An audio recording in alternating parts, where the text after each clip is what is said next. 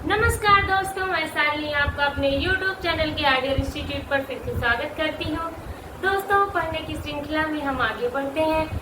तो आज का हमारा टॉपिक है भक्ति काल। हमने आदिकाल पढ़ा, आदिकाल का समय पढ़ा, किस सन से किस सन तक आदिकाल समय चला हुआ था, आदिकाल का नाम किन किन रचनाकारों ने किन किन नामों से आदिकाल का संबोधन किया, हमने इसके बारे में बात किया। अब हम बात करते हैं भक्ति काल की। आदिकाल का समय हमने पढ़ा 650 से 1350 तक। देन हम आते हैं भक्ति काल पे। भक्ति काल का जो समय है वो है 1350 से 1650 तक। अब हम एक एक करके भक्ति काल में जानेंगे कि भक्ति काल में किस किस चीजों का विभाजन किस प्रकार किया गया। इस समय भक्ति काल की लहर 1350 से 1650 तक जो हमारा सन रहा है, इसमें भक्ति की आंधी आई हुई थी। कबीरदास जी को लोग कहते हैं ये भक्ति में, उस समय के जो कवि थे तब भक्ति में भरपूर थे। तो इनकी जो भक्ति काल को है, इसको हम दो शाखाओं में बांट देते हैं। एक है आपकी दोस्तों निर्गुण शाखा और दूसरी है आपकी सगुण शाखा। तो एक निर्गुण काव्य धारा थी जिसके कुछ कवि हुए और एक सगुण काव्य धारा। निर्गुण जो काव्य धारा के कवि थे, इन्हें जो है भगवान के रूप रंग को ये नहीं जानते थे, ये सिर्फ भगवान के नाम में ही विश्वास करते थे। ठीक है, तो इन निर्गुण शाखाओं को भी दो भागों में बांटा गया है। एक है ज्ञानाश्रयी शाखा, दूसरी है प्रेमाश्रयी शाखा।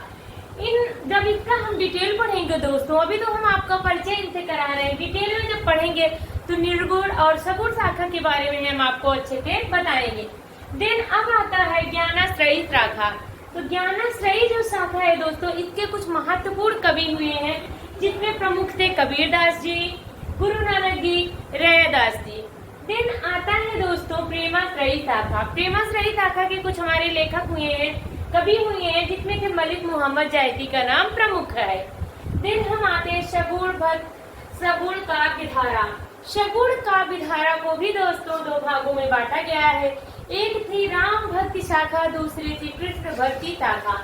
राम भक्ति शाखा में वो राइटर, वो लेखक, वो रचनाकार आते हैं जिन्होंने राम के बारे में डिटेल से लिखा है। दूसरी आती है कृष्ण भक्ति शाखा। कृष्ण भक्ति शाखा में वह लेखक आते हैं जिन्होंने कृष्ण की भक्ति में विभूत होकर रचनाएं, कृष्ण के बारे में ही ज्यादातर रचनाएं की। तो इसमें आते हैं सूरदास जी आते हैं, मीराबाई जी आती हैं और रसखान जी आते हैं। नंबर तीसरा विभाजन हमारा जो आता है दोस्तों, वो है रीत काल का। अब भक्ति काल के बाद हमारी शाखा आगे बढ़ती है तो इसका विभाजन होता है रीत काल में। रीत काल का सन है 1650 से 1850 तक।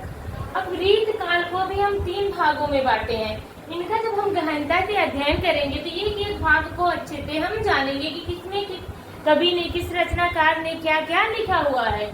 तो रीतबद्ध की बात हम करते हैं। रीतबद्ध के जो प्रमुख कवि थे वो केशव प्रसाद थे। रीत सिद्ध के प्रमुख कवि थे घनानंद और रीत मुक्तक कवि थे बिहारी जी।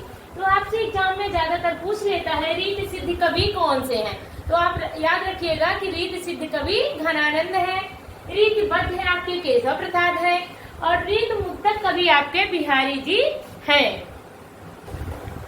देन हमारा चौथा युग आता है दोस्तों आधुनिक काल।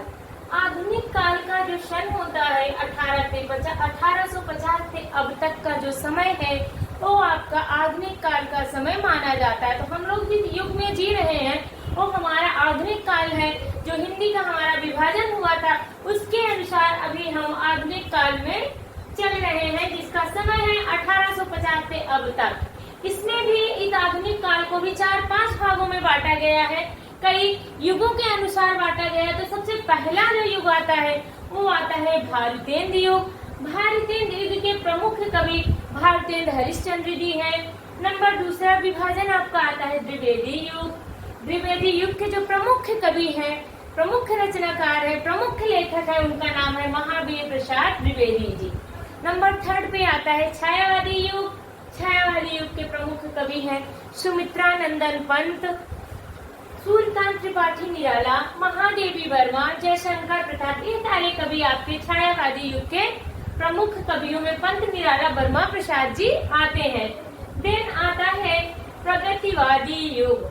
प्रगतिवादी युग के प्रमुख कवि हरिवंश राय बच्चन जी माने जाते हैं, जो अमिताभ बच्चन जी के पिताजी हैं। नंबर 5वां युग आता है प्रयोगवादी युग। इसके प्रमुख कवि लेखककार अज्ञेय जी हैं। सच्चिदानंद हीरानंद वात्स्यायन अज्ञेय इनका पूरा नाम है।